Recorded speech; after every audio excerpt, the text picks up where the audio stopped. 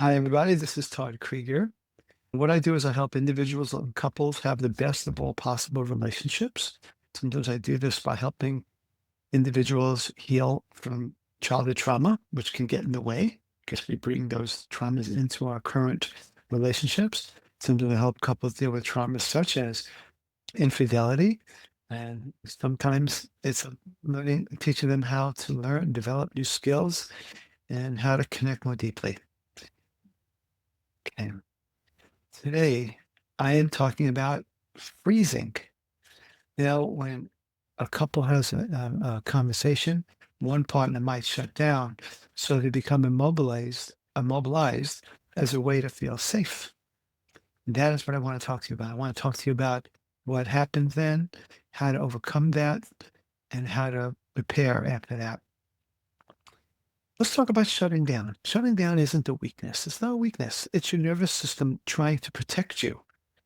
But when that freeze response kicks in, it can leave your partner feeling abandoned and leave you feeling even more stuck.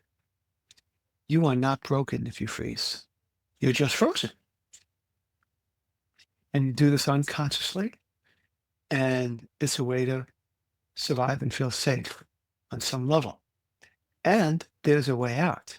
Let me show you how to melt the ice without having to talk more, solve more, or explain more. Again, I've been helping couples repair to emotional safety and to reconnect deeply for over 40 years. And I teach couples how to do this without forcing conversation or dragging up past pain.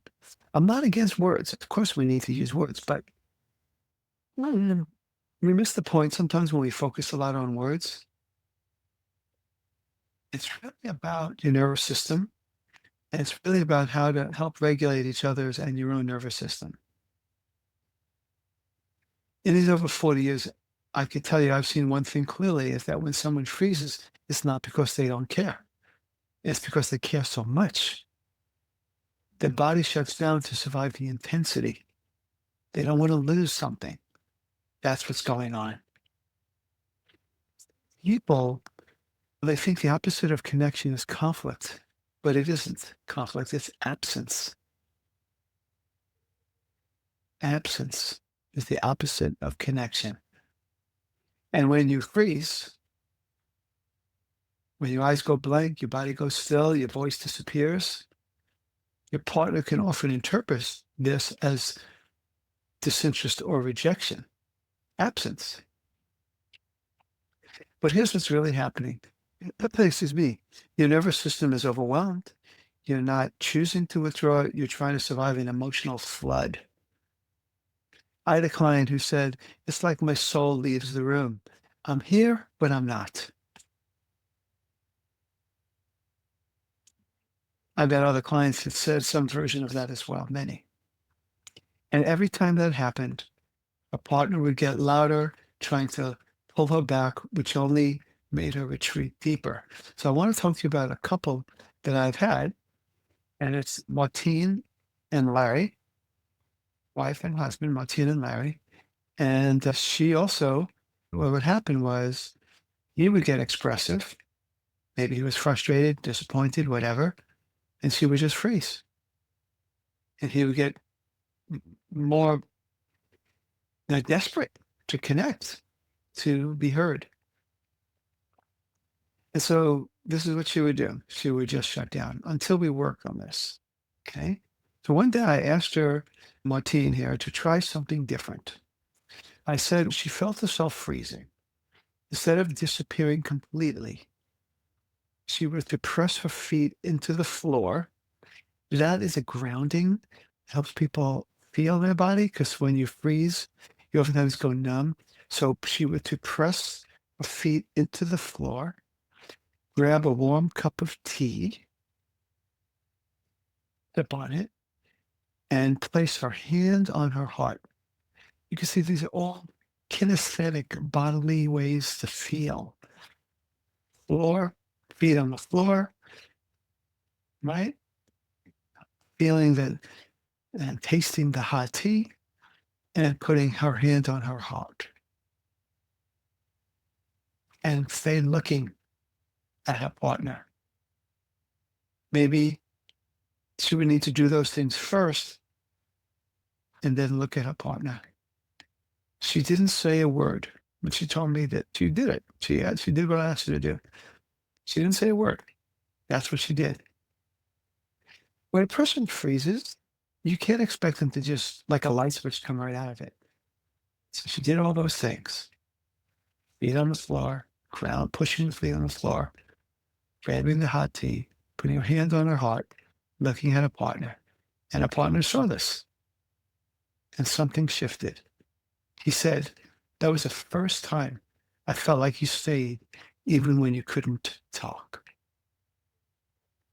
We undervalue the power of presence. And Larry felt Martine's presence. See, we're taught that healing comes through talking. But when your nervous system is frozen, words won't come. And that's okay. What you need isn't more language. It's more safety. Safety in your body, safety in the relationship, safety to feel without having to fix. Safety to feel without having to fix. And when you can stay in the room, even just energetically, you begin to rewire that freeze response. You begin to feel choice. Oftentimes people freeze because on some level, maybe when they were younger, they didn't feel choice. They felt trapped. They felt no way out. Now you're beginning to feel choice. So if you shut down to feel safe, here's your new practice. Don't force words. Don't fake presence. Instead, ground into your body, offer a nonverbal signal, eye contact, gentle touch, closeness, physical closeness. Let your presence speak what your mouth can't. Because you don't have to perform connection. You just have to allow it. Again, remember the link below, 3 ways to reconnect without talking. And it's a guide that stops arguments and shows you 3 simple, powerful ways to reconnect without your partner, without talking more, solving more, or explaining more. So, yeah, this way of being will get you out of that feeling trapped so that you have that choice and so that your partner can notice your presence. Thanks for listening. This is Todd Krieger, making the world safe for love.